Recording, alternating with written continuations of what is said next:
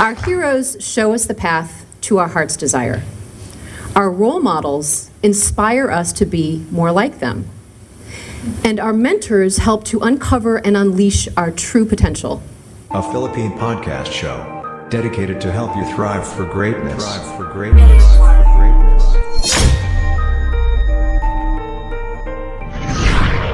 This guy is phenomenally passionate about what he does. How freaking amazing Jamir is. So skilled and so qualified, and I highly recommend him. Without a doubt, the best funnel builder I've ever come across. Yeah, really into the detail, and cannot recommend him highly enough. Not only was efficient and fast, but he understood the project. The person who built our entire funnel from beginning to end and has been with us since day one is Jamir. Nothing But Up, the podcast. With your host, Jamir and I'm always flexing. Good day, everyone. Good day. I'm so happy today. You know why? Because my hero will be on our show today. My mentor is here. And there is no way that you leave this episode early as today, because we'll be talking about history, right? The reason behind my success, the reason behind why I'm into digital marketing, the reason why I am achieving all the success I am achieving at the moment. You will be meeting him, my very first client ever. So much history in today's show, guys. So much. But welcome to the podcast. This is Nothing But Up, the podcast. You are tuned in to episode number 10. A very dear and special episode for me, that I tell you. Man, I don't even know if I can probably complete this episode, quite honestly. But I'll try. I will try. We'll have another international guest today, obviously, and I am so delighted and honored to have him on our show.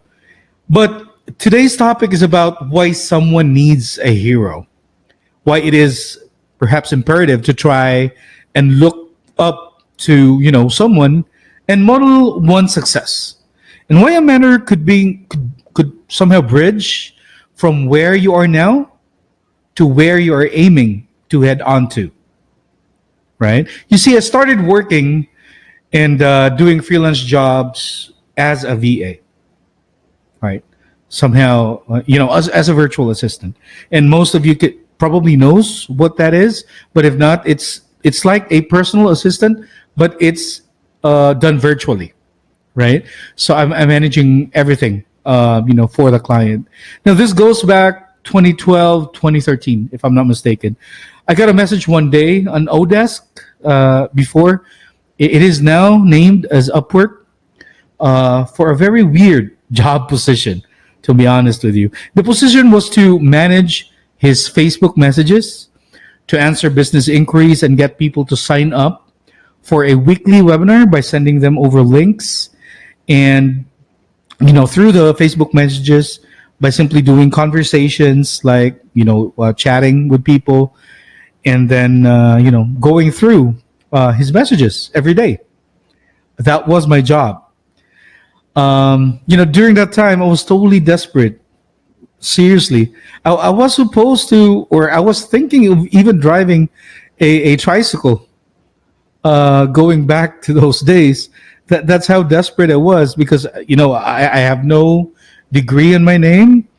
Since I'm living in a province, not in a city, the BPO company is not very accessible here. I have to travel about 4 or 5 hours every day to go and venture in, or maybe back into doing the BPO world, or being a call center agent, which I was doing when I was way back when left the corporate world and decided to go over here in the province of South Cotabato, to stay for good.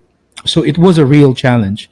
So to cut things short, since I was totally desperate during that time, I got no job for about 8 months.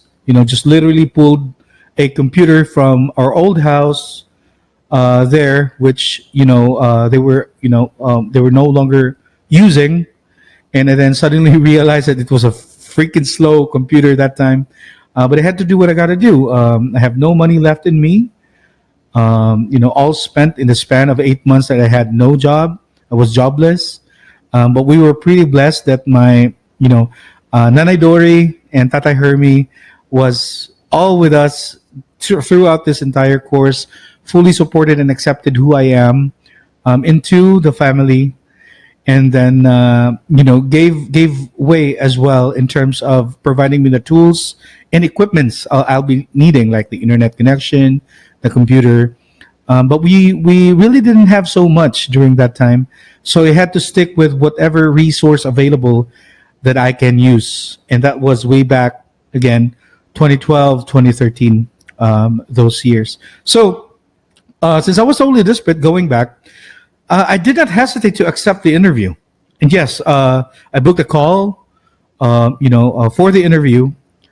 The next following day, I went ahead, spoke with him, and we agreed to have me to manage his Facebook messages. Messenger wasn't even invented during that time. So literally all throughout the messages on Facebook. So the offer was $3 an hour. And then during that time, he wanted me to work full time, which is 40 hours of work per week, no day offs. And I was so happy and literally celebrated that moment as I closed my first ever client when I did home-based jobs. So I was so blessed, literally was celebrating upon knowing that I got hired, my first ever job. But I was so confident that I could do the job very well because prior to doing freelance jobs, I have enough tools in me. I mean, I have over 4 years experience with sales and marketing, and I also did retention for about 2 years. So I am equipped. Little did I know, through his odd strategy, we were getting over 60 signups through our Facebook messaging to his weekly webinar, and closing rate was so high. So from a very cold lead, messaging people and buying from messaging them, sending over the links to the webinar, and down to them buying the coaching program was a huge, massive leap. And we got good numbers actually. For months straight, we were really killing it, and his business grew and grew and grew every month, right? So it also meant that my work grew and grew every day. Then he opened several income generating business streams at that moment, and his business grew even more. Then he took Macy in, my wife. So we were working alongside each other now, and we work as a team. It grew up so massively in a very short period of time, and it gave us consecutive work for over 3 straight years. And that is why we are so thankful for this man, because he really trusted us. He trusted me with everything. I mean, every single one of the tasks he gave me, I had zero idea. No clue at all. Zero idea at all. From building lead pages, to setting up his online course, to managing members, to emailing customers, to editing videos, to editing audios, to setting up podcast shows, to managing Amazon S3. They were all brand new to me. Even setting up domains, Cloudflare, Infusionsoft, ActiveCampaign, all massive tools that I really didn't have a clue. In short, I was literally trained like crazy, right? He provided me with full leverage in how to literally understand the platform and make full use of it, not for my benefit, but for his benefit too. So it works in tandem. Then one day, he suddenly messaged me, emailed me, and then he bought ClickFunnels. He then gave me access and let me run 1 full month to test the platform and study every single aspect the tool has, like the features, how the pages works, how it's connected, the domain, right? All brand new. Then he gave me access to Ryan Dice's course, the course about digital marketing. So at that time, I have this huge vault of lessons I am absorbing, right? 1 full month. I played around the platform, took the course, then I can say I am certified. I know my shit now. I know what I'm doing now.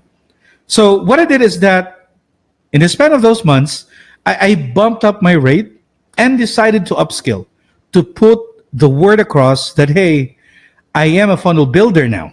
I'm not just a VA. Then clients came in, right? Because they saw that I was charging less compared to other, top funnel builders out there in the marketplace during that time, right? It ranges between 30 to 50. And those are, experts already considered in that field during those years.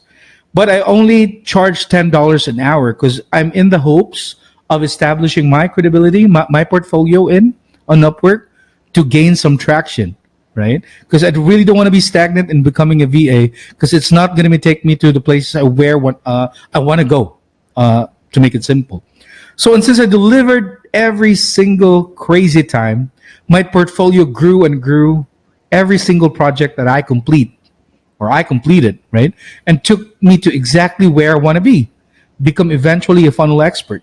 And it took me years of passion and dedication, pounding it day by day, building funnels every day.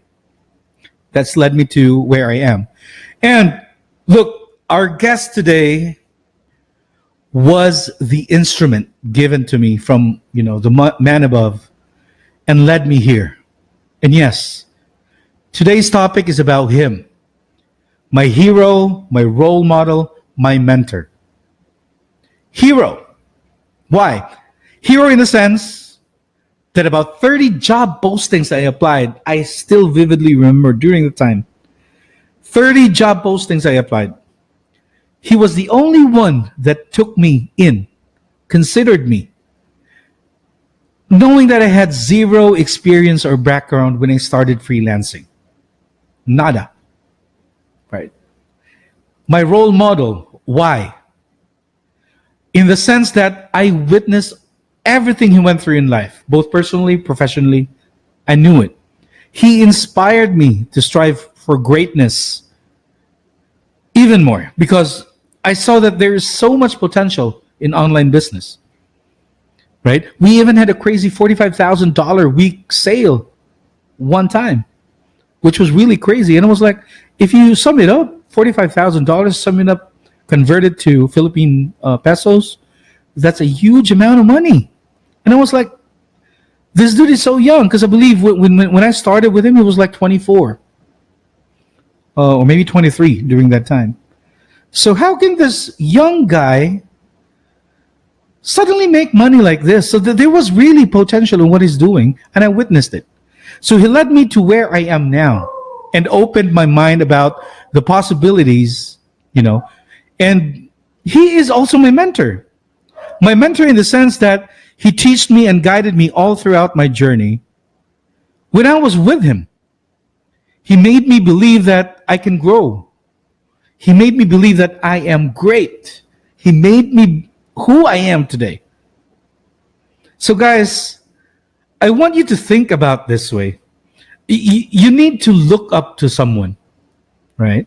And then try to envision your goals. You can't, or you will never do it alone, just in my opinion. Because, you need to model someone and mimic their success, right? Get inspiration about what they do and how they do it and try to get better, or yet become the best. Push yourself to the limit all the time. Show up every day, every single fucking day. Show up.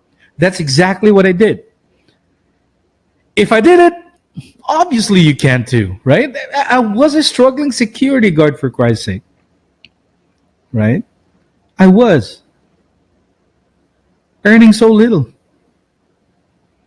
And lucky for you, you have a show now. I mean, a show, so something like this, that you can ponder and access all the time at your own comfort and get pieces of valuable lessons coming to you every week.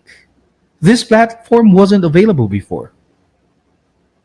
Use this as your drive, as your motivation to get you every day to get you through every day. So, guys, I mean, let's try and take a quick break because I'm so pumped up, hyped up, excited. I'm just gonna try and compose myself again. Mellow down a bit, so we can really get some phenomenal, lessons, valuable lessons for you today. And when we go back, let's get in our guest today, and let's discuss history. Stay tuned. As they say, food takes people to places. So during these crazy times, one can take his taste buds on a trip to Western Visayas by trying out one of its specialties. If you've ever been to Negros Occidental, you may have already tried its famous comfort food, Cansi. It's a dish made with slow-cooked beef shanks in deep sour broth soup. Bacolod City is particularly famous for Cansi. It's an iconic Ilonggo dish that is now available in Cebu. Good news for Cebuanos. You can now indulge with a bowl or two of Cansi in Cebu. Introducing Cole's Cansi. Located in the heart of Cebu. Open to serve you daily. To order, visit and message them on Facebook. Satisfy your craving and relieve that stress away. Cole's Cansi, an iconic Ilonggo dish that is now available in Cebu.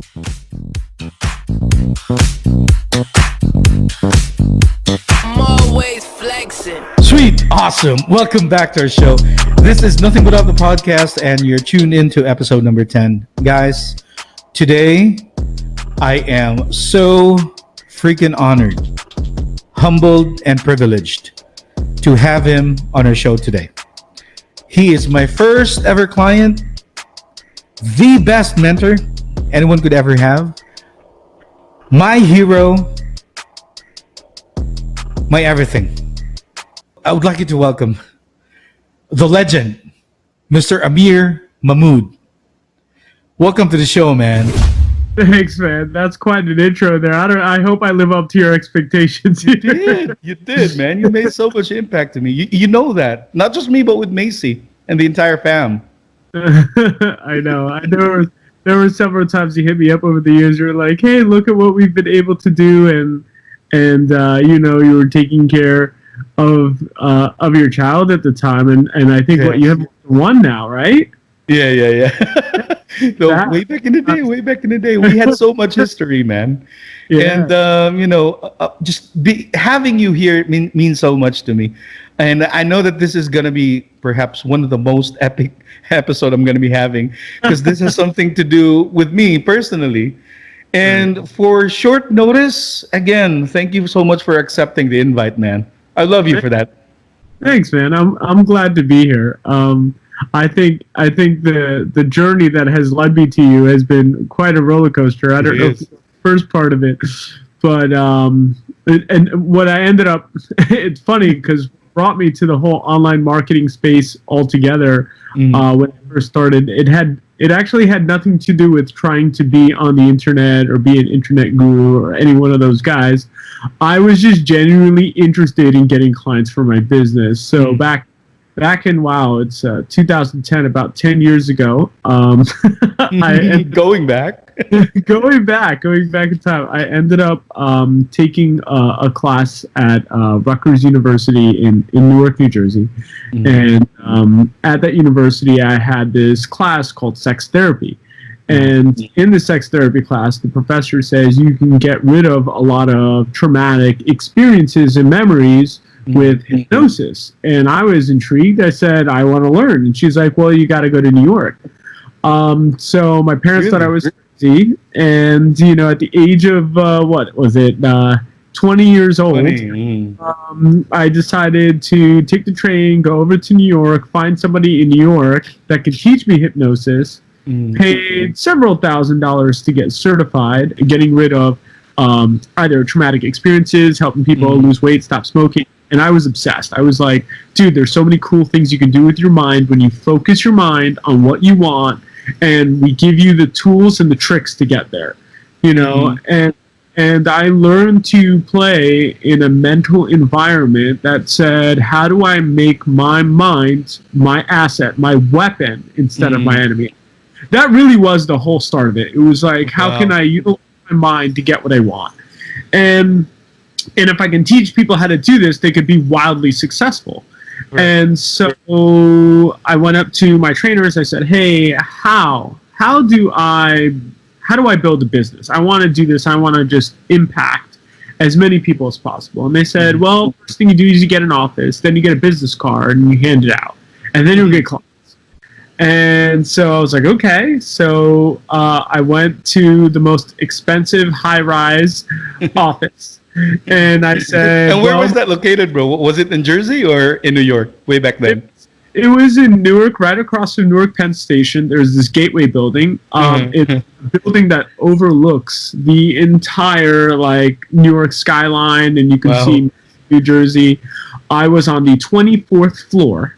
Wow. And I sat there, and there was a shared secretary, and I was just like, this is great. I'll have a professional view. I'll be in this big building. I'll have a secretary, a waiting room. This will give me the professional appearance that I was looking for. So I was sold, and the rent was $1,200 a month, and I was for a small little tiny office, and I was like, I'll take it. There weren't any windows. I was happy to be on the 24th floor. And you were 20 years old during that time. 20 years old, yeah. And so my parents looked at me and they said, our rent's not even $1,200 a month. You're absolutely crazy. There's no way you're going to be successful with this business. Stop while you're ahead and finish college. Just stick your head down and just figure it out, And I sat there and I was like, nope, I got to do this thing, right?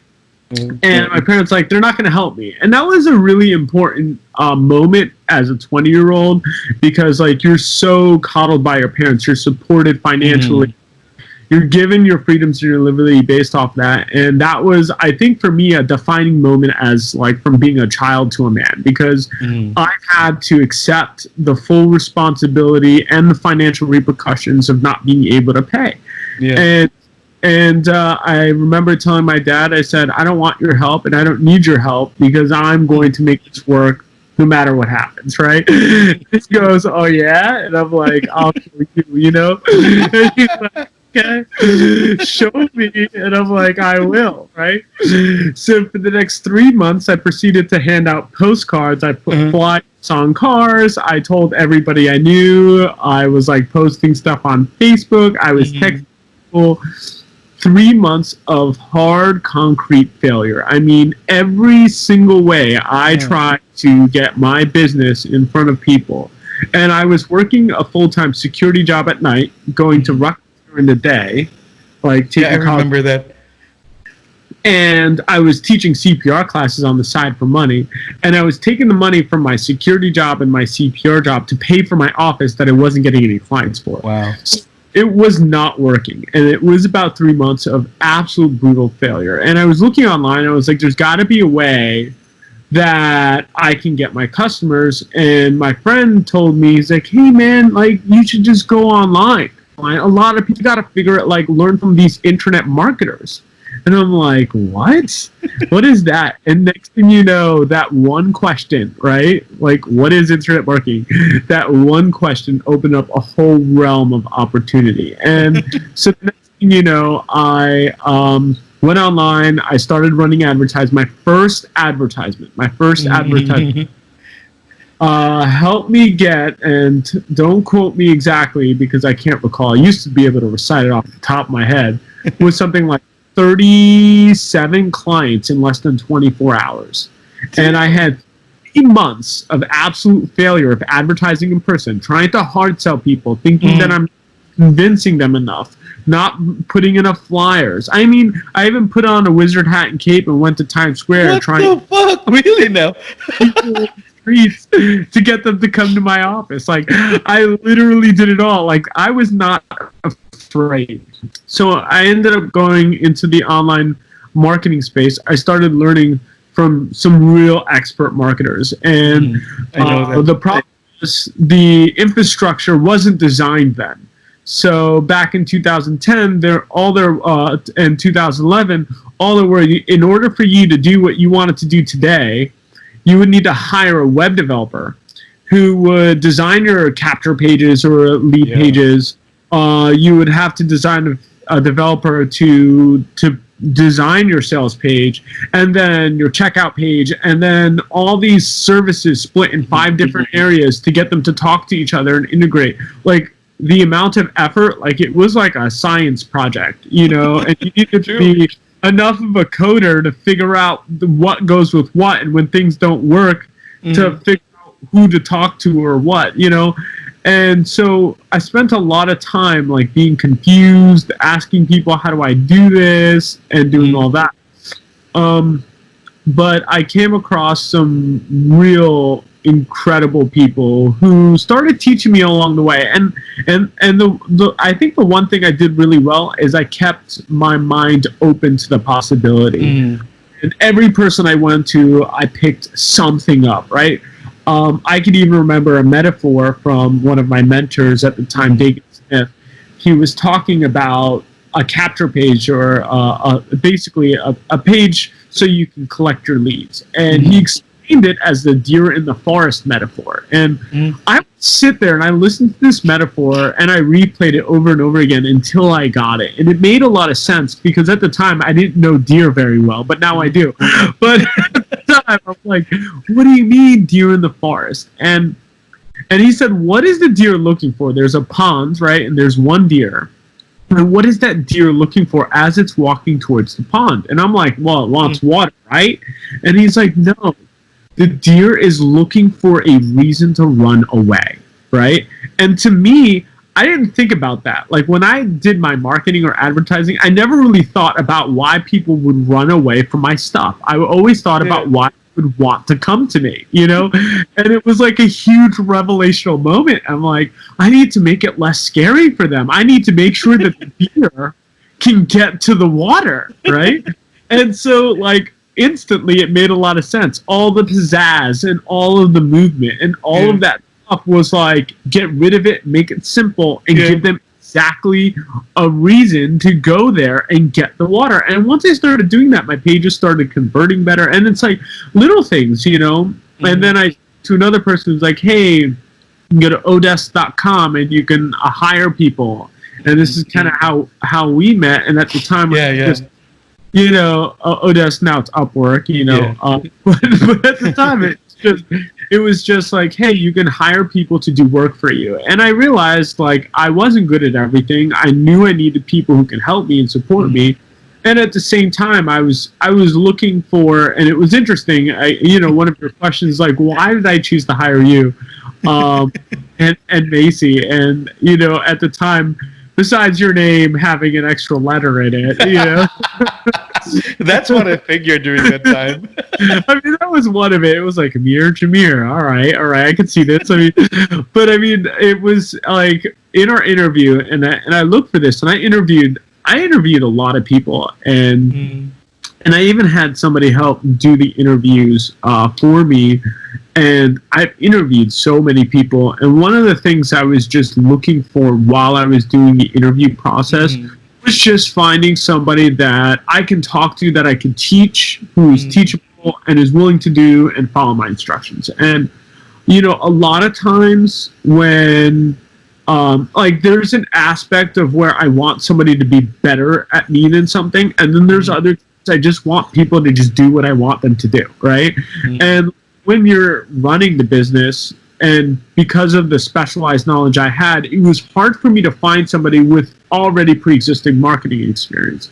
So it was just, all right, I just need somebody who is able to take these instructions and run with it. And also, if I give you a little bit of what I call like this lateral freedom, where if I just define the confines of it, I know every once in a while you're going to step outside the box, you know? I know that any staff, any team member, I'm going to want this, but they'll always be outside of it. And that's okay, because being outside of the box does two things. One, it's an opportunity for me to learn something or experiment with something. It really matters how I handle it.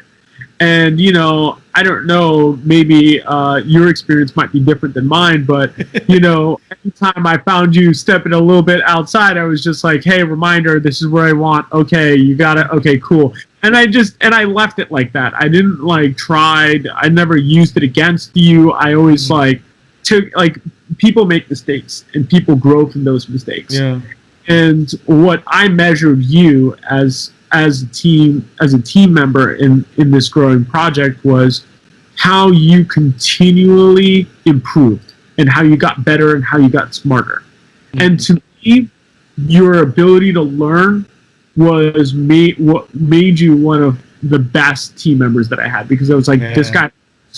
And so, like, if he learns, I could show him something, I can teach him, I can go over. And there were plenty of times I tried my best. I could have done better. I don't think I was the best, but you are the best. Come on.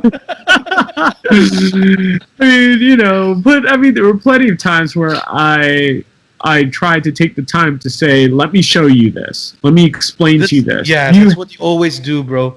Every new task you put literally slap in my face, because I had no fucking clue what I was doing when I started. I don't know if you recall, but I still vividly remember when you reached out to me and, you said, I thought it was in Odesk, literally. I remember that. And you had this, I mean, looking back during those days, you invited me to become a Facebook assistant. I was like, what is this job all about? Is this even true? So I'm going to be managing his messages? So it really caught my attention. And bro, to tell you honestly, I've applied to so many jobs when I went in. It took me 3 months to land a job, which was with you. And it came at a very unexpected way. So I was like, how did this guy come up with this concept in the first place, right? Having someone to manage his Facebook, how can they possibly do that? And then you explained the role. So I was really hooked to the idea. But man, tell me, how did that happen? How did you conceptualize on that? Because that was, for me, was really weird.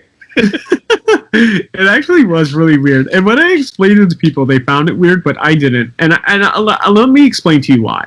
Sure. So there's cold traffic, warm traffic. There's the people you know, the people you don't know.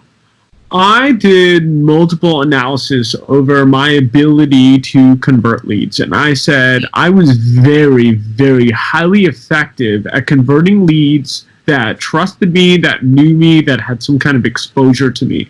And versus the people or leads that I didn't have a relationship with.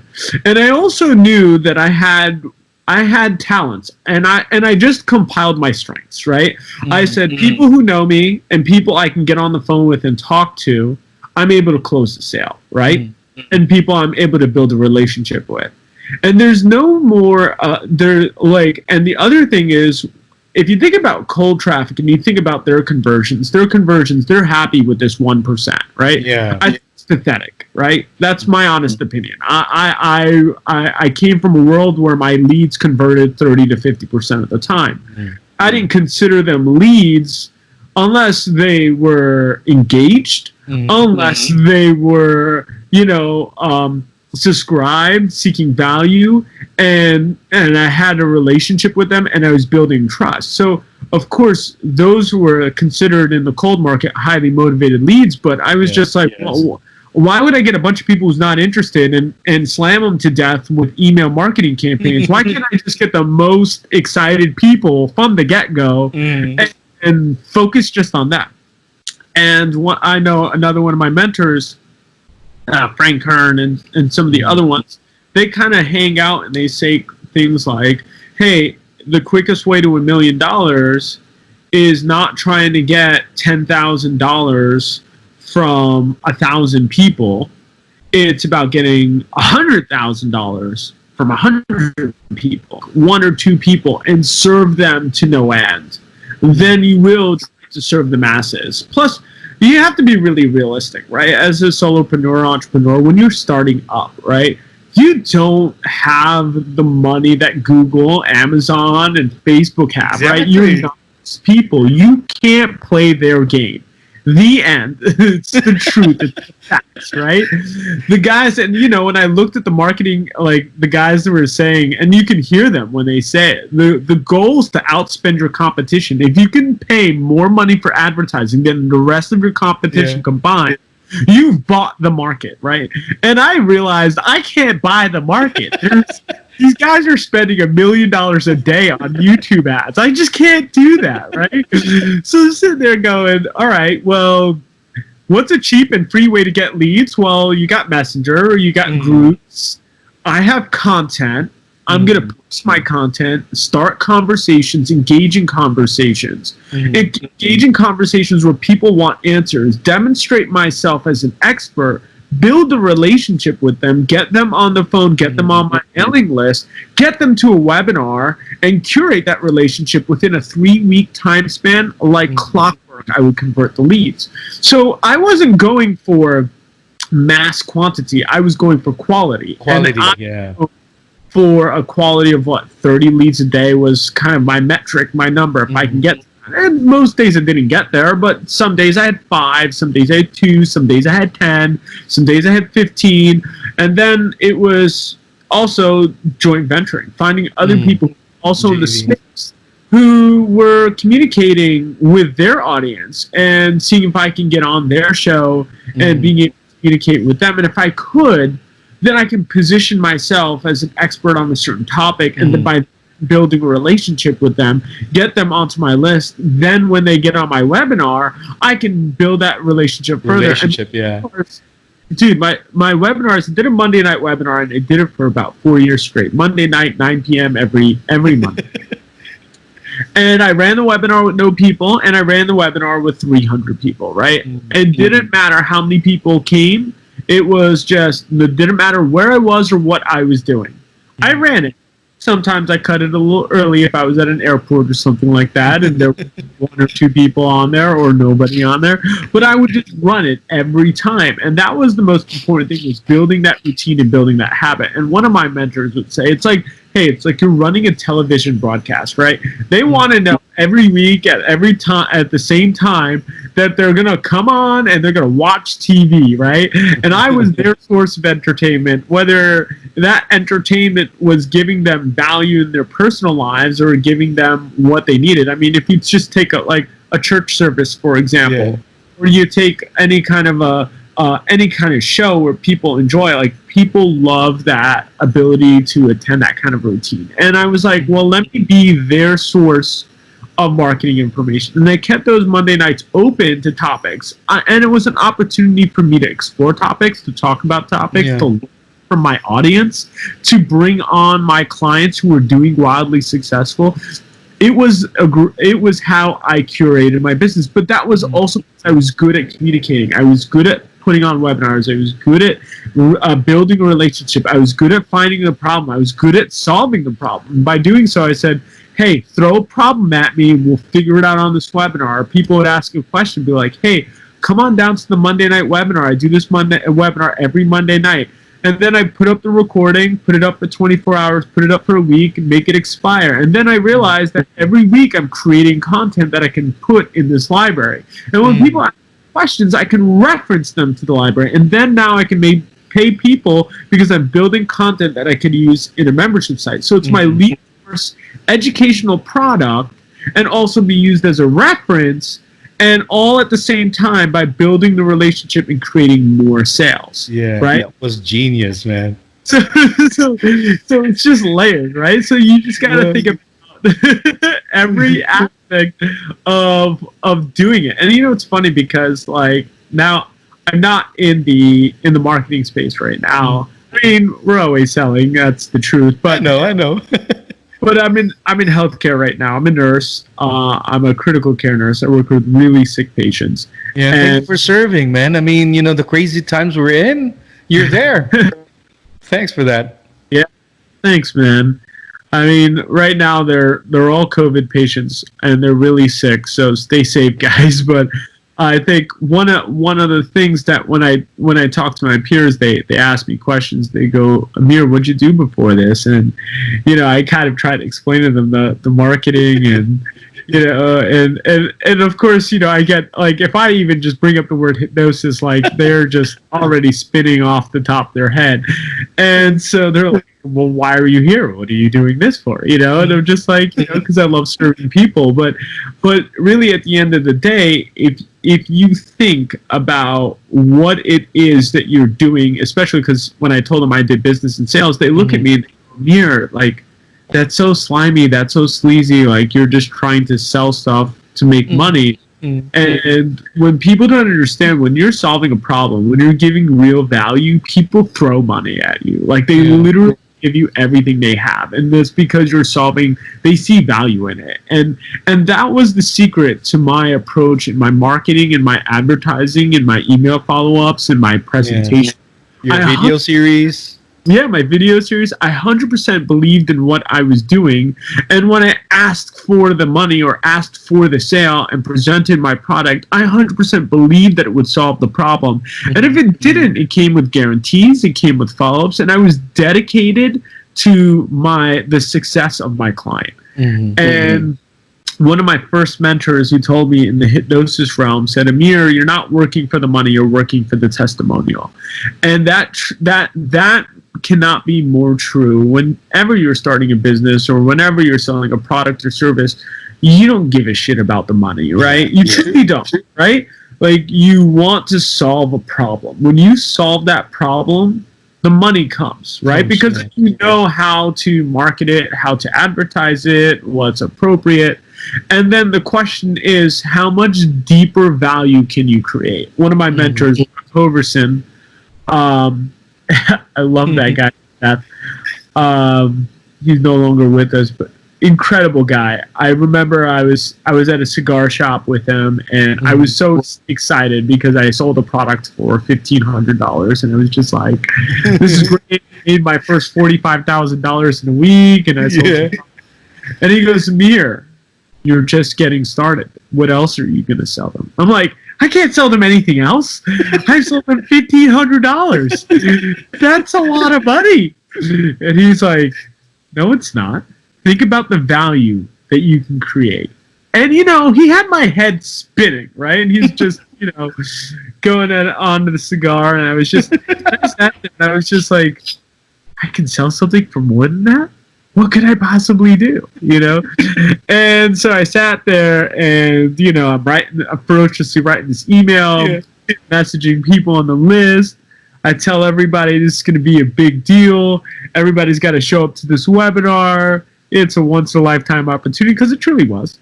And I flew down to Costa Rica, and I said, all right, I'm here for 30 days. And I planned out how I was going to do a new video series while I was down there. And I said, here's what I'll do. I will dedicate 6 of these 30 days while I'm down here to clients. And what I'm going to do is help them develop a video campaign to sell their product or service. And so 3 days for 2 clients, I will help them design the videos, like pretty much what to say. I hired a videographer who was going to film it, edit it, and upload it. And then I was going to go ahead and also build it into the same pages and build it into their email marketing campaign and write their email. So it's like, I'll do a done for you service. And, at the time I never thought of done for you. I was just like selling information and education and coaching and consulting. But it was just pretty brand new during that time. Oh yeah. I mean, people didn't do it. Like, there was no service that you could buy to basically build your webpage. Right? The only way you could do it was to hire a developer. And so I was going to say, I was going to use my team, my resources, my developer, my video editing guy, my sales experience. You just bring your product to the table, and I'll help you design it from scratch, and we'll just go with it. And so it was great. I sat there and I said, all right, it's going to be, and I charged too little. I said it would be $5,000, right? And I literally just sold something and didn't even finish fulfilling. And they were ready to throw 5,000 more. And it was every single one of them. And I was like, first person who can reach out to me. And these people were going nuts because they knew that if they came out and they did it with me, that I would help them do it. And that's the secret, right? Is building that trust, knowing that I would solve a problem, and then being able to create that for them. That's why they bought. That's why they paid. And I didn't need 100 people on that webinar. In fact, I had about 10. And 10 people willing to give me $5,000 each. And I only took 2 of them, right? Now I had planned more time and did more other things, and that was the question was, do I plan for another launch to try to get more customers and try to continue to serve these all the way through. And see, with that, mindset in mind, I made some mistakes, right? Because I turned around and said, all right, why don't I get more and more people? And I should have just continued to serve those. Stick with it, yeah. And I did. I served them to the best of my ability, and then I got distracted, and then I started doing something else, and I got distracted, and I ended up then I was completely in the real estate business, and I did a lot of like ADD as we do in the online space. It's like one day I learned YouTube ads. Next day I'm like, all right, well, I don't want to do that anymore. So we'll do Facebook. Next day it's like, all right, we'll just do Messenger. And honestly, you just need to find out what works for you. And that's the other thing. It's like you don't need 100 lead sources. You just need one really well working one. You always want a backup because once that fails, you still want to... A backup, yeah. And, it's funny because I had a whole system down. Like, you were my higher qualified guy, so I only had you speaking to people who are at least more qualified. And at the time, I just literally had a person who would just go to groups, and their job was to just friend request people and send messages. Yeah. And that was what I was doing for 2 years straight. Yeah, it's hilarious because like, all I was doing was slowly building exposure. And if you think about it, people like live on Facebook, and they still do today. I don't as much because I spent so much time on it. So I kind of disconnected for a while. But it's true, right? People go to Facebook for their news, for their family, for what to do when they're bored, for discussions. I mean, this is kind of like the hub of some people's lives, is their social media. And if I post videos and I post comments and I post stuff, I start to be in their news feed. I start to be the thing they see. And here's the truth. You polarize your market. The people who are interested are going to stay involved, are going to ask questions, are going to communicate with you. And the people who aren't are going to no longer be your friend. And that's fine. If people were like engaged with me or talking with me, and I tried to find groups of people who were interested in what I had to offer, right? So anybody who was in an online marketing group on Facebook would be the people I'm most interested in talking to. And then, as Facebook got smarter and smarter, you're able to target and geolocate and do all kinds of crazy stuff now that you couldn't before. But at the time, it was a free way to find people who gathered about topics. And when you think about it, if you want to get your customers, you have to think about what they all have in common, or what hobbies or activities they all do together, and how do you get in front of them when they're doing that. And there's no better way than forums and other people. And these people are truly engaged, right? They're in a written format where they're writing stuff, they're reading stuff, they're getting updates to stuff. So, it was at the time more revolutionary. I did learn from other people that they were using Facebook Messenger to communicate. And it's funny, I even remember that one day, like to generate leads. I even remember that one day you were like talking to somebody, and I was watching you have that conversation. You remember that? And I was just like, oh no, he might steer this the wrong way. And I just jumped in, right? And I was just like, I got this. Like, this guy's interested. Boom. And I went in there and I started talking to him, and you started messaging me on Skype, and you were like, hey, Amir, what you did, it was so amazing. I've never seen somebody do this before. I suddenly became the spectator during that time. That's what I mean. Amir's picking up the conversation. I was like staring at it for a few minutes, and then you closed the fucking deal, man. I was like, how did you do that? So that was when that literally blew my mind. You go, this dude really knows this shit. Although the stuff that we're doing might come unorthodox for some people, but it did work for us, man. It did work for us. Yeah. And that was the thing, right? Like, I'm me, right? I know what my strengths are. I know that if I can get somebody in front of me long enough, and they're a qualified lead, which I'll define that. Somebody who has the money to buy the product, if they were in a position to buy, right? And somebody who genuinely has that problem that my product can solve. If I do those two components in a person, I can close. It's just a matter of time. And see, and that's the thought process that I have right now. I know that all I have to do is build enough trust and demonstrate how my product or service solves that problem, or ask good enough questions to find out what the problem is, to be able to portray my product in a way that solves that problem, or figure out what are the other hesitations or things that are stopping them from making that transaction. And like, so I know that my sales skills, because I was dogmatically put in a position where I had to be super aggressive to sell, I learned all the wrong ways to sell. And that made me good at selling, right? Like, you do it all wrong. You realize we all learn from our mistakes, man. Right? And of course, in your case, during that time, you were so freaking young, right? So fail hard and fail faster, right? And I truly believe that, because that is what put me in a position that made me realize that now I know the right ways and the most effective ways. And I always search for efficiency. And I realized if there are things I can take out of my communication to get more effective, then I'm going to do so. If there are things I can add in, I'm going to do so. If it's pausing, is it asking more questions? Like, I'm always searching for a level of efficiency.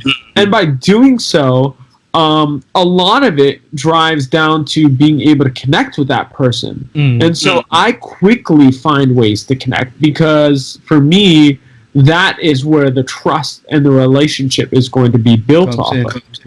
And, you know, at the end of the day, if my product does solve their problem, but they don't trust me, they're not going to buy, right? Because they're like, oh, maybe the product works, but I don't really trust this guy, right? So I need to figure out what I need to do to get there. So at that time, I was like, hey, this is new, this is different. I put up a Facebook banner that was just kind of built this image of like all these people around me pointing at me, all excited, right? And these were from live events. So these were real events that I held.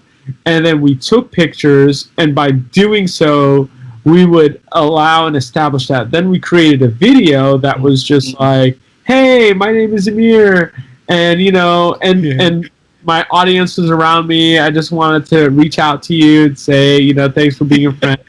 And let's go back to that. That's what I'm meaning to ask you, because, you know, before video marketing literally bloomed, you know, over the past 2 years, as what I have observed. I mean, building up funnels, it literally is the killer right now, bro.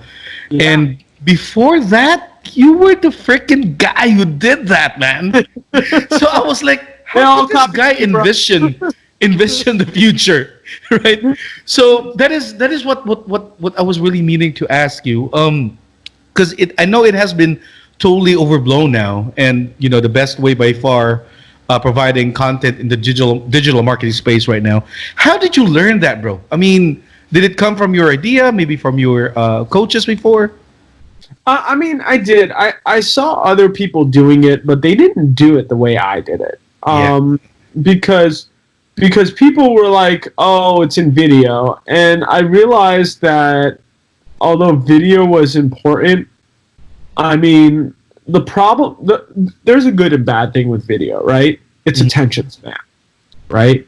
So how do you captivate attention? I realized towards the end of my marketing, you know, entrepreneurship, so to keep you engaged, even though you were reading exactly what you heard, it increased people's attention span dramatically.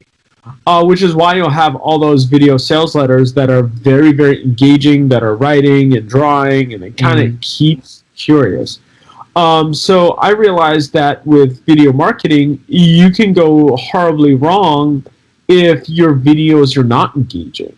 If your videos are not actually speaking to your viewers. Like, you literally got less than 10 seconds to, like, get these people hooked. And unless there's, you know, people that you already have a relationship with who are watching your videos over and over again and watching your next, it's hard to create videos that hook people. So when I thought about my first video I want people to see is I want to see me teaching in front of an audience of people. For me, it established a level of authority. It established a person who's knowledgeable and trustworthy, that people ask questions to, that people have fun around. And that was the image I was creating. I was creating this, and some people would see that, and some people would be like, he's trying too hard, or he's faking it, or he's this, or he's that. And that's okay, too, because you're not in control of how people perceive you, see or perceive you.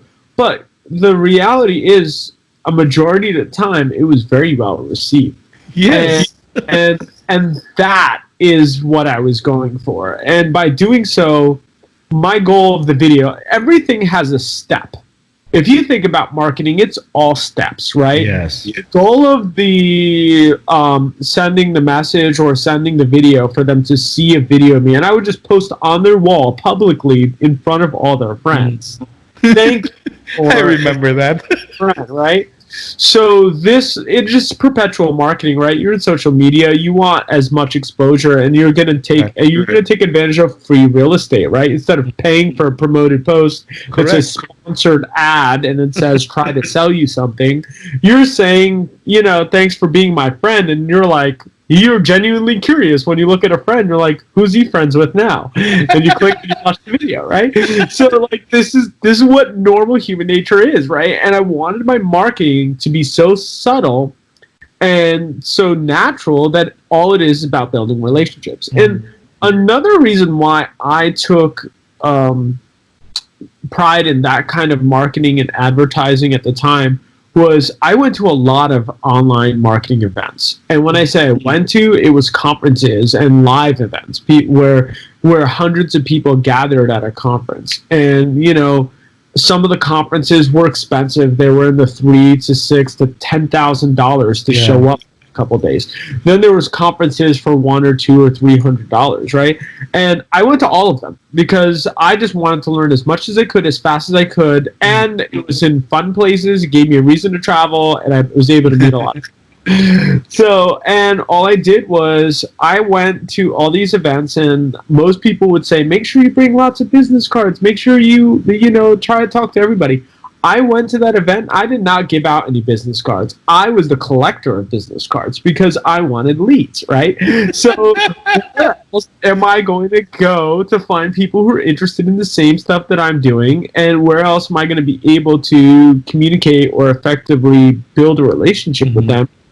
And it was very easy. So then all I started doing was collecting business cards. And I would and then I reached a point where I don't even collect business cards anymore. I literally would just go to my landing page on my phone.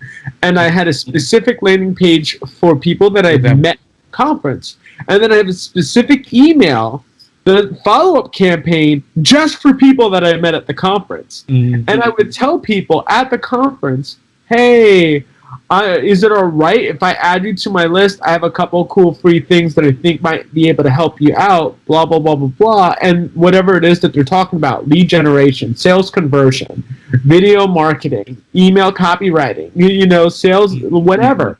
Tell me, I got you, And so they were like, sure, who doesn't want free value? Who would pass on that, right? It's free. It's free. So the next thing you know, it's like, hey, come to the webinar. Hey, dude, it's so good to see you. It's so good to see him. It's so good to see him. And next thing you know, I've got all these people that I've been building relationships over time. I would send a survey to my list and say, hey, guys, what are you guys interested in? Check off the thing that is the most important thing in your business. And I would survey them live during the webinar. And then I would design my content around it. And then I would say at the end of the webinar, if I didn't have a product that was ready that I could sell for a commission that I was appropriate, I would say email me or text me or call me after the webinar, send me a message on Facebook, and then the Facebook messages would line up, hey, what's your number? I'd get on the phone, hey, I've only got minutes. And that's the most busiest day of the week for me, man. That was Monday, every Monday.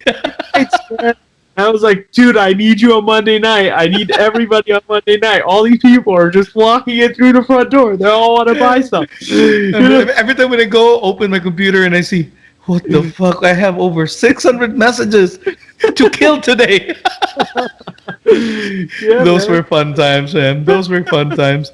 And yeah, I mean, the idea about the video is really, really phenomenal, man. And I've never seen anyone who done it correctly during those years. Imagine, like, I mean, 9 years ago, and you were killing it with videos.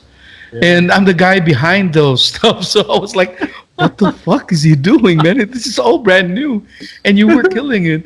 And bro, when your business became, massively big, I mean, month in, month out, we needed manpower. So you brought Macy in to our team, my wife. So I was really wondering, bro, and I'm hoping you would answer this. Why did you hire me and Macy in the first place? I'm really curious, bro. Because, I mean, tell you, we don't have a background, right? We just simply put ourselves in Odesk, showing you our skills. We have some experience in sales, marketing, those shit. But we got zero experience. No higher experience at all. See, I think, look, experience is a gift and a curse, right? Because some experience is like going to have you do things in a certain way. And that might be good, but see, what I was trying to do is so unique and so different in its sense that I was looking for qualities, right? And I'm looking for people who are good communicators, people who were able to take feedback, constructive criticism, and people who are just willing to follow instructions. And like, you demonstrated that you could do all of that. And I knew that with time, as long as you can learn, which you did, then I just have to continually invest in you, and that's the right approach, right? Because no one is going to be as smart or as effective or is going to know your knowledge as soon as you start building a team. Like, it doesn't work like that. You, as the team leader, is going to be here, and your goal as the team leader is to get this person to here as fast as possible, right? Mm-hmm. And in order for you to get them here, and really even here, right? Because then you're not managing them anymore, right? They're managing what they have to do, and then now you're truly working as a team, right? So for me, I saw that you and Macy had really good communication skills, and that you were willing to follow the instructions, and that you were willing to put in the time, and that you were willing to, and I saw it, like, and over time, you can see it when we had the messages. Of course, I took a risk. I knew that I could hire you. It could not work out. But I know at the same time, if I can't do it alone, and I need people who can do it. And so it started small, and I started with smaller responsibilities and smaller tasks. Mm. And then it turned into, you're handling all my messages. All right, Jamir, start closing the sales already. What the hell are you waiting for? It went from like, hey, let me know if somebody's interested, to, you got this, man. Here are the links. Send them the links. Tell them to just buy. I don't know what's the hang up, And then it went from Macy to be like doing some simple things to like do the full customer support, answer their questions, reset their passwords, collect their payments. You got this, right? And it just was like, it started small, and then you just build on it. Yeah, it literally ramped up. And it ramped up really quick, man, during those times. I think really, somebody who has no experience, you shouldn't shy away from those people at all. I mean, I think about it every day. People let me do things for the first time all the time in healthcare. And like, everybody's going to start somewhere new, True. And True. You're new in any particular skill. The only way we know you're going to get good at it is by giving you an opportunity to try. Yeah. Now, of course, and you gave that opportunity to us, man. So we're so blessed. And I rewarded good effort. Like, anytime you did good things, I gave raises. I gave bonuses. Like, and there's one story I want to tell you, bro. I really can't forget this. It was December of 2014, man. That's when I think it was a gig you did with a partner previously in the real estate world, and then I literally mentioned and messaged you about it, you and your partner, during the time, and then asked you, dude, it's December, man, and the launch is done. I know we did great. But the thing is, we don't have any work for December. we don't have money coming in. And he said, fuck it, man. I'm gonna give you a bonus. I have ClickFunnels. Learn this shit. Have you heard about it? Go, no. All right. I'll send you the logins. Learn that shit. It's the same like lead pages, and do your thing. I was like, what am I gonna do with this? Just learn the stuff all full month, and then work for 40 hours. Still the same shit that you've been doing all the time. I was like, oh man, thank you so much. Because we really thought that December we will not be having any money. Because you were just our sole client, Macy and I, during that time. So apart from the bonus, you sent us a brand new platform. You let us work. That really led us to where we're now right now. So that was the coolest thing, man, you've done to us. And you know, there were times, and I'll be honest, there were times the business was not doing well, and it was costing me more money to hold on to you than just being like, oh, just get rid of you. But like, why would, if the number one thing was for me was I invested in people, and I knew that just because they can't bring me money today doesn't mean they can't bring me money tomorrow. And just because today I'm net negative as a staff member who's being paid on an hourly rate. Now, if you're contracted, it's a different thing in terms of like, you know, commission basis or something. But like somebody that I was paying on a freelance basis, if I lose you, you have to go find, first of all, you have to find another client. Then you end up working with that new client, and you, in that respect, maybe work with them and they give you more hours than me. So now you have to prioritize another client over me. And then on top of that, when I need work done, I can't expect you to jump and drop everything that you're doing to come back and work for me because now I have work. So I either need to promise steady work, and so every time you hire somebody new, you have to be kind of realistic with that expectation. And I even told you at times, like, hey, things aren't doing so well. I'm still giving you some hours for the next couple of weeks, but if you can find work on the side, find some work on the side, because I was genuinely, you know, interested. And you were really true with us, man. So that's one thing that we appreciate from you. You gave us a heads up way ahead of time. And that really prepared the shit out of us. Imagine if you could have left us without even telling us. That's true, right? That's one of the choices you can do. But you know, with the relationship we had before, that's something that we truly appreciate. You gave us some leverage, not just by the time telling us that you're about to go lay low, and you gave us the tools to use as our tool. You know, to service other clients as well. Was it probably the most challenging part when we were working together during those last stretch? Yeah, I guess it was difficult for me to actually let go of you and Macy. I think that was one of the hardest things I legitimately had to do, because when I thought about it, I sat there and I said, you know, I don't. Like, I can't keep paying because I financially can't afford it. You know, I paid until I couldn't. You know, just I don't even know. I don't remember how long it was, but it was long enough for me and for you to know that.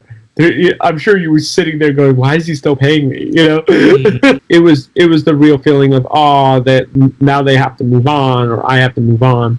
And at the same time, if I were to try to get you back, will you come back for me, or will you move on to bigger or better things? So. You know, so it was difficult, and at the same time, it was the realistic thing that is what I needed to do at that time. So I agree. Well, what do you consider the biggest breakthrough we had? I mean, working together, running your business back in the day. Because I could think of tons and tons, man. But I want to hear your thoughts on it. I mean, there was a lot. I mean. Anytime I discovered something, you ended up discovering it too, right? Because it was just natural, right? In order for you to be able to do what you did, you had to participate, and I'm sure you listened to I don't know how many of my webinars. All of it. All of them, right? So you were on every webinar, you listened to the webinar, and then when people would message after the webinar, you needed to be ready to be able to talk. Because I couldn't talk to everybody, and then you couldn't talk, and Macy couldn't talk to everybody. It was all three of us at it, you know. And it's funny because Facebook would always send me these messages. You're logged in the Philippines. I'm like, I know I'm logged in the Philippines. Leave me alone, Facebook. We got a team here, okay? And it's funny because like I was using personal private Facebook as I know. You know, because the infrastructure didn't exist. You know, but I think that every time we learned, whether it was the selling of the product or getting the people on the webinar or closing them right via Messenger, and it got to the point where we were selling that $1 trial, $97. Yeah, I remember that. That was great because you guys were closing them left and right without me. I was just like, dude, just sign them up for $1, man. They can't go wrong with this, you know. And then after 7 days, $97 a month, and that would just go on a recurring subscription. I remember we had at one point well over like 30, 40, 50 people at $100 a month. It was $5,000 a month, you know. And that helped build the infrastructure, give you guys a steady income for you guys, steady income for me, and then also any money I needed for all the services that I had, the hosting, the platform, and then basically video editing and putting it all together. So, I think that's one of the best memories I had. I mean, that's stuff that we did. The $1 trial, $97 after 7 days. We killed that thing, man. We killed that thing. We killed it. It was nice. There were so many experiments, right? We did a $37 per month thing. I tried a $47, but that $1 trial, $97 a month. It was one of the best for the type of product we were selling, with the type of customer that we had, with the type of subscription that was recurring. And you know, nobody could refuse $97 a month when they're getting, you know, 4 hours of direct contact with me, asking any questions they want in real time, and then being able to access an entire inventory. Library. Entire library. And it's funny, like, you and Macy helped design all of my, like, goal setting pages, my templates, the podcasting checklist. Yes. Which personally right now. Imagine that, bro. Podcasting, right? Podcasting year 2011, 2012. You were the guy during those times, man. So, and look at it. Look at where podcasting is now, Amir. It has gone so much, man. Popularity-wise, it has totally evolved. And that's exactly the reason why I have this podcast show right now. Having this as another medium for marketing, you know, so... It's such a great honor that you introduced me to those stuff, man. Yeah, no, I'm glad. I think really the online marketing space has a huge opportunity to transform lives, right? And when you go from, like, in a physical sense, which is one of the main reasons why I went online, it was like, I'm not limited by my geography. I'm not limited by somebody's ability to drive or fly. I'm only limited to somebody's ability to have access to internet. And if I think about the number of people who have access to internet versus everything else, internet is like the cheapest source. It's one of the only things that anybody all around the world can have immediate access to.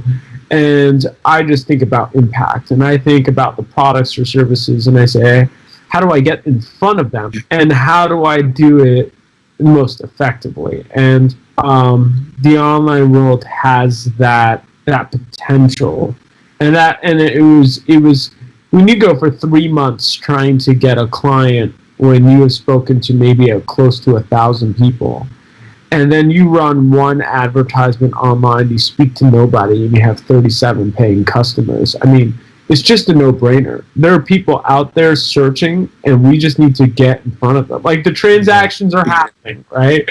You might as well be a part of it. You know what I mean? People are buying shit. People pull out their credit card, and they just buy stuff all day, every day. Why not from you? Well, the only question is, you're not in front of them. That's it. Yeah. You know? That's it. That's literally it, man. It's literally it. I mean, looking back, that was, I think, you know, we really had a phenomenal run, man. And I think, you know, I don't know if Macy and I told this to you, but those shit that we've done before, working for someone so young, younger than I am, and who's killing it during that time, I could literally say that you've blown my mind. You have a genius mind, man, marketing wise. And look at the video series now and video marketing now, where it's sitting now. Look at podcasting now, like online courses now. It's literally been the thing in the past 2 or 3 years. So I'm a big believer, man. So you are my hero, literally. you paved our way into this world instead of working in a corporate setup. We've been working online for like 7, 8 years now, and you are the biggest break we had, considering that you trusted us in the first place, and we had zero experience at all. And then again, I couldn't thank you enough for doing so. I'm glad, man. I'm glad I was able to help you get there. And I'm glad you're still in it. Yeah, still in the game, man. Still in the game. Pounding so hard, Literally helped us financially, to tell you honestly. Not just for myself, but for my family. My dad was diagnosed with cancer last year. He passed away February of this year. And it literally helped us so much. Imagine, bro, if I was working on a corporate setup, I couldn't be spending time with my dad for 1 full year. Yeah. So I was flying in from Cebu to Manila, which is just about 2-hour flight from here, weekly, bro. Imagine the fare for, the plane tickets, right? Plus staying in a condominium unit, rented one, flying in and out, hospital bills and shit. You know what I mean? Cancer costs so much, man. So if I was working a corporate setup, I couldn't do that. But since I simply have my laptop on, just try and look for a coffee shop, work, still get paid. Right. So that literally paved in so much, man. Yeah. I'm glad I was able to help you pave that. And there's been and that's really the secret to all of this, is that we're connecting people and we're solving problems and we're able to help people live a better life. And at the same time, not be so engaged like a slave. Like, you can't look at your phone while you're at work. I mean, you're sitting there, you have to tell them when you're taking a break, when you're not taking a break. I mean, it's really difficult when you think about how free you are and how we're designed to be, because this is really natural for you to want to be with your family. And like, if there's something going on, that you should be able to pick up a phone and communicate with somebody. You don't have to physically be somewhere and do some things. Now, granted, there's some industries where that's just what you have to do, but to be able to have access to this as an alternative, it's truly life-changing. It's true, man. That is why I really wanted you to be here, so at least, people from my audience will be able to realize that there are tons of possibilities, really, that you can explore, and not just solely condone yourself with the freedom that you are supposed to have.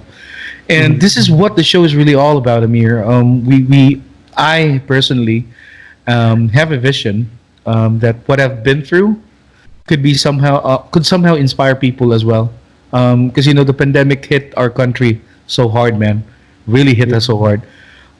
Even with politics and politicians stealing from us, our healthcare sucks like shit here.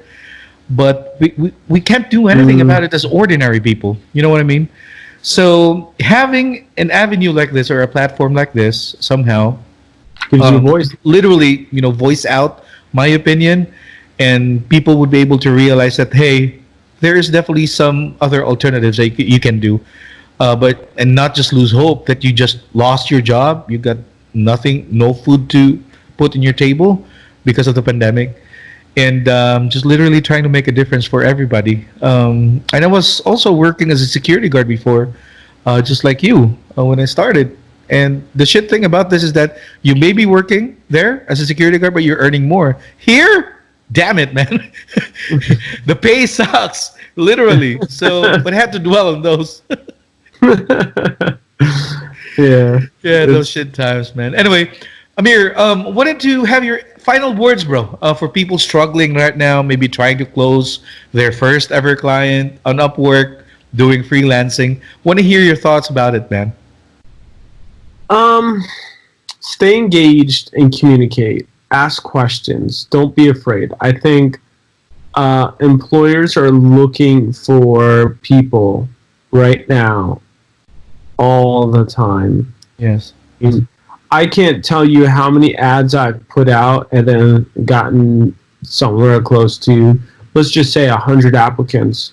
And I will message all 100 applicants and be like, hey, tell me, what is it that you are looking to do? Tell me why you think you'd be qualified for this, and be ready to answer those questions. I mean, you're interviewing for a job, right? So they want to see that you either have some relevant experience, and if you don't have direct experience, you need to provide skill sets, right? Yeah. So, like, fine, you're not good at marketing, but are you good at communicating, right? Or fine, you're not good at a particular, like, you don't have a specific sub-skill in a certain area, but you're willing to learn and you're willing to, and some employers are looking for somebody who's less experienced and less knowledgeable on purpose. Now, here's the thing. You come in with little experience, you can't ask for a lot of money, but you use that to build your knowledge and experience, and then use that to work your way up to either more raises, or you find another place who's going to pay you what you're worth, and you use that experience to build your resume to go from there. It doesn't matter where you start somewhere. And I think that when you communicate with them, you let them know flat out that you're willing to do the work, you're willing to learn, you're looking for an opportunity, and you're going to work really hard, harder than everyone else, and you're not going to let them down. Now, if I had somebody who came up to me and said, look, I don't know anything, you tell me, you teach me, I'm an open book, you write down what you want, and I will do as you say, and I'll figure it out, and I'll learn. If I have any questions, I'll ask you. I will more than happily hire that person better than the guy for somebody who's got like 2 or 3 years experience. One, the guy with 2 or 3 years experience is going to be more expensive and may not be as worth it, right? Yeah. They may be asking, let's just say, just to throw numbers around, let's just say they're asking for $100 an hour just for a number's sake. They're probably worth 50, right? But if I can go to somebody with no experience and pay them 30, and then I can get them to create value for me, at the beginning it'll be a little bit expensive, but over the course of a month or two, now I'm also building a relationship with that person, and we're both learning, and now he starts to create value the same as somebody who's making $50 an hour, but now I'm getting them for 30. But I invested them up front. Because I invested up front, I'm going to pay less in the long term. Mm-hmm. But as a person who's developing skills, you are now worth more. Mm-hmm. And it makes sense for that person to keep you. And the only way for them to keep you is to also pay you more. Right? So you're going to get your money anyway. So my question to you is, what is it that you really want to learn and get good at? And then find a place where you can do that, and then just get really good and learn as much as you can. And the people who see that you're really good will pay you more because they want to keep you. So don't look at it as, what can I do to get somebody to hire me? You stop asking about who wants me, and you start asking the question, well, who can't live without me? It's a completely different mindset. It is, and I think, bro, that's probably one of the biggest takeaway people can get from you today with that, because I know in the online space, and for clients that are looking to hire someone, it could be within a virtual assistant role, real estate assistants, something like that. Definitely there would be, out of the million, there could be about 100, 1,000, or maybe 10,000 people or potential clients that are willing to take the risk in hiring you. So I think you nailed it right in the mark, bro. A total shift in mindset perhaps could really make them, believe that there's definitely something hope right now. Because, today, bro, more than ever, with the pandemic that hit us, almost every business entity are actually switching online now. So it means more opportunities for us Right. freelancers. They're forced, and they don't have a choice. And I hate to say this in this way, but COVID has done a lot of good things for the online space. Because now you have a lot of people who are online who need to figure out the online game. You have a lot of freelancers who've got a lot of talent and experience. And you have a lot of screwed up and stupid processes that should have always been online that haven't been online. And now I can thank God they're online, right? Because now you're like, thank you, you know? Like, you can, like, government stuff, you can renew your driver's license online. We should have been able to do that 20 years ago. It's not rocket science. You guys have a database. You just make a web portal and then make people have access and then make people able to pay. Oh, you can pay your ticket online, but in order to renew your license, you got to show up at a physical location, stand on line, talk to somebody after 2 to 3 hours of waiting there, and then pay them a card that you know you could have just given them money. And now it's made things more efficient. You've now reduced the number of people who are driving their car, wasting their time, standing on a line to go to a place to pay them money, and you're waiting 2 hours in order to give them money to maintain your privilege to drive. And so, like, you have stuff like that where it's just like, I can't. COVID's the best thing that's ever happened to the government. You know?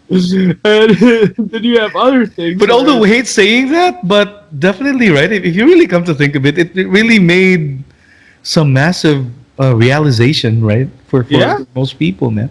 It's a shift. It's a shift in a good direction. It's a shift. I think that shows people that we have this internet, we have this tool that's underutilized, and like think about this. Most people sit here and still use a switch to turn on and off your light. Do you use a switch to turn on and off your light? I do. You do. All right. Ready? Welcome to the 21st century. Right. Hey, Google, turn off the bedroom lights. What the fuck? Hey, Google, turn on the bedroom lights.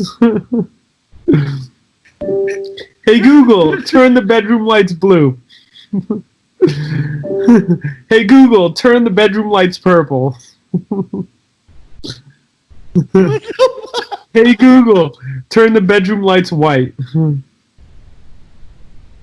Hey, Google, adjust the brightness for the bedroom lights to 50%. Okay. Hey, Google, make the lights 100%. There you go. Holy so shit, man. so here's the point, right? Daddy, show me the trick, man. I'm telling you, we live in an advanced age, right? And 10 years from now, that will be normal, okay? That will just be what everybody does, right? 10 years from now, 2030, it's like, you use light switches? What happened to voice commands? Man. Again, we're just literally going back to what happened 8-9 years ago when you somehow killed it on video marketing, killed it on email marketing, killed it with Facebook messaging, and now you're showing me this. And you're literally showing me this.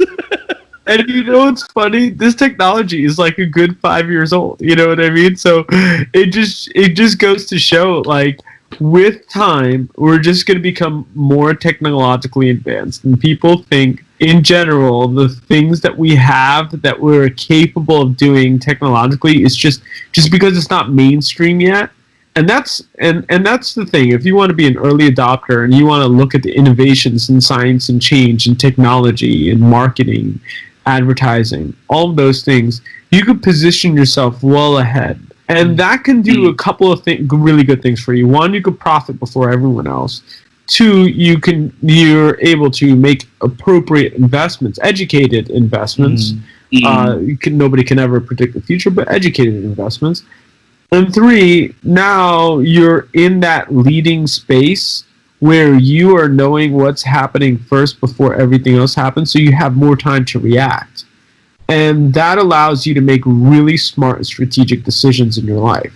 And that's the advantage. And you will be having the authority as well. And the authority, right? Like, people came to me as the expert, and at the time when I first started, I knew enough, but I didn't know everything. I knew enough to get it going, and through trial and error and experimentation, I knew how to make it better and better and better. And I was able to really kick it off to the point where I was able to develop scripts, and then I can go into any industry and just do it all over again. Yeah. And it was actually, I think that was one of the things that I did about real estate, was like, it was a true challenge for me. I was like, how do I go into an industry I know nothing about and kill it, And so, like, that's what I did, right? So, and I killed it. Like, I did and so really, at the end of the day, like, there's no limit to any of this. It's just a matter of what you want to do and what you're willing to do. And I think I reached a point personally where I was just like, I can do it all, but the question is why.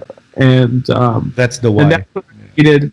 That's what I needed to, like, figure out. And every person is going to be different in what your why is and what your reason is behind doing it. And you've probably heard that a million times before. Like, what's important to you? Why does it matter? And spending time with people you care about and people that you love. And your why also changes depending on the time in your life, right? My why in my early 20s was because it was important for me to be able to have my freedom and do what I wanted to do. And it was a challenge for me personally to grow to that level because I didn't think I could. And for me, that the concept of not being able to be and be able to do was a very frightening idea. Like, I believe myself as a person who could accomplish great things.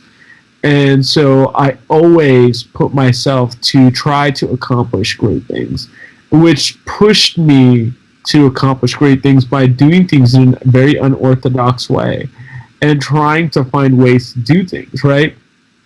To the simple point, I was like, I'm going to message people, I'm going to collect business cards, I'm going to just fly around the world, I'm going to throw this webinar together, I'm going to find what the problems are, and I'm going to solve it, and I'm going to get paid. It's just like, it's like, you're going to sell what? And you're going to do what? And I'm like, doesn't matter what I'm selling, I'm solving a problem, I just got to figure out what the problem is, and then I just charge an appropriate price for it, and it always works, And it's like, you can sell anything, anytime. Like, yes, as long as it's a problem and I can solve it, then I can sell it, So it's like, and then I just have to fulfill it. If it's my time or it's my education, it's my, and that was the thing, was like, so then it was just clustering problems that are new, that were similar, and it was like, all right, well, how to sell. And I developed a whole course on how to sell. And then it was, hey, how to start a video marketing campaign. Hey, how to generate leads with Facebook. And it takes a lot of effort. And it takes a lot of energy. And if there's no why, there's not enough motivation. If there's not enough motivation, it's very difficult to accomplish these things. So I always outlasted and did a lot more than most. And that's important because you really need to know what you're doing and why you're doing it. Exactly. Couldn't agree more, man. But I mean, Amir, going back to the topic of today's podcast, man, I know that this episode is totally dedicated to you. Totally dedicated to you, man. And that's why I'm so pumped up having you. But I wanna pick your brain about the topic today. And this goes to how following someone can fast track your way towards your dreams. What's your take on that? 100% believer on that. I have followed some really influential people in my life that has shaped me, and as I mentioned earlier, I kept my mind open to everyone, and there were little things that I picked up from different people who helped me establish, like, how to message on Facebook. I was able to obtain from one person.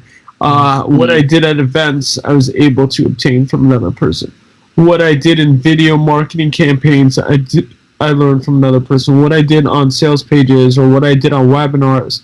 And I was able to always learn at least one thing from every person. And then I realized I tried copying them. I'm a huge fan of modeling. Like I just show it to me, then I try doing it myself, and then I make it my own. Right? And that's really the 3-step process to it. It's like, show me first. I just want to see it. I'm not even going to throw any input. I just want to visually see it. And then when I'm looking at it, I'm going to dissect it. I'm going to chunk it into ideas or concepts. So, for example, I see some guy do some killer webinar presentation. So I get on the webinar and I'm like, how does he do it? I need to see it. So I'll listen to the whole thing.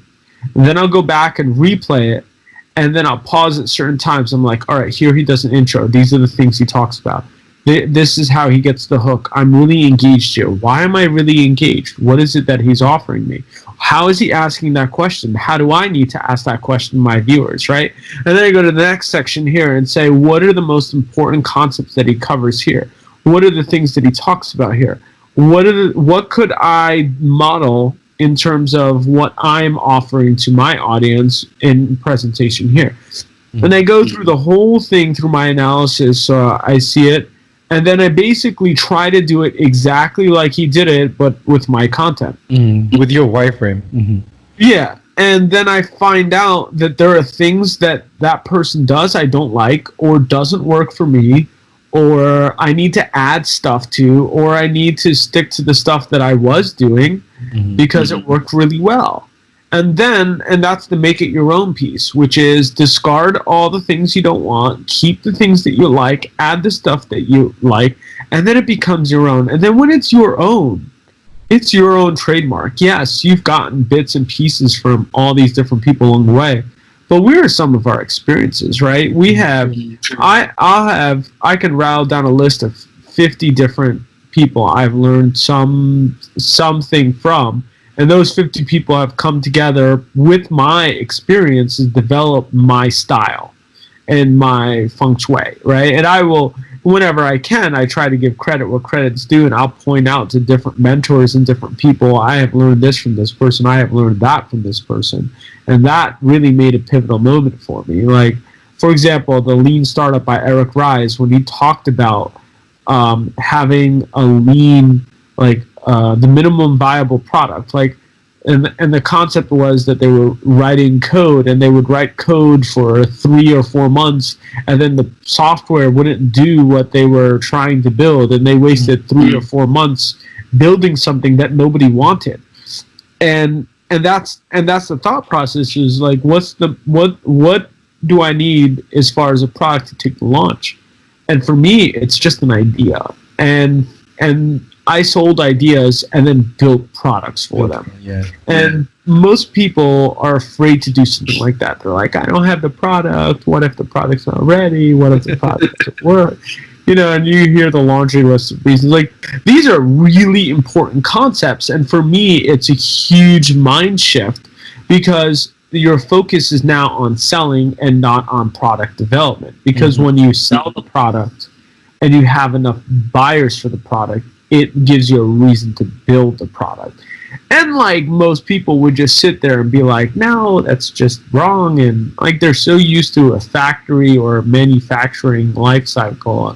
Nobody's buying, a piece of wood unless you have the piece of wood for sale. It's like, you're not selling wood here. You're selling a solution to a problem. And you gotta get away from merchandise sales and realize that when you solve problems, it's all about ideas. It's all about conversations. It's all about connecting. It's all about understanding how to serve.